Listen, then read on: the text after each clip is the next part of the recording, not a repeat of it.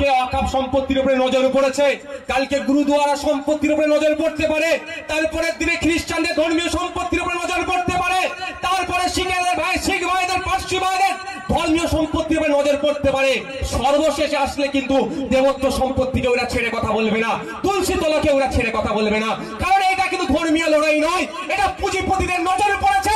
কলকাতার prime property গুলোকে দখল নিতে হবে, দিল্লির প্রাইম প্রপার্টি গুলোকে দখল নিতে হবে, মুম্বাইয়ের প্রাইম প্রপার্টি গুলোকে দখল নিতে হবে।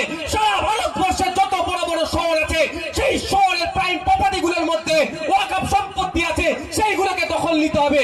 দখল নেওয়ার জন্য আইন চেঞ্জ করেছে।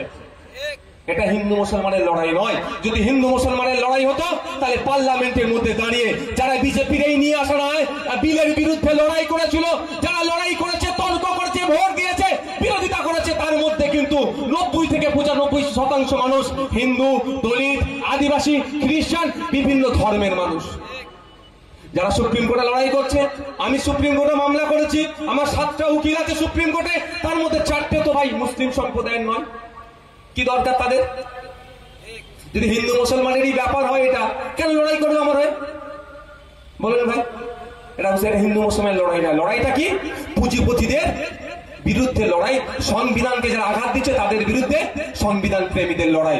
এই লড়াই শুধু মুসলমান লড়বে না, এই লড়াই শুধু হিন্দু লড়বে না, এই লড়াই নাগরিক লড়বে এই আইনকে প্রত্যাহারের জন্য। অতদিন পর্যন্ত আমাদেরকে লড়ে যেতে হবে যতদিন না পর্যন্ত এই আইনকে প্রত্যাহার করছে কেন্দ্র সরকার।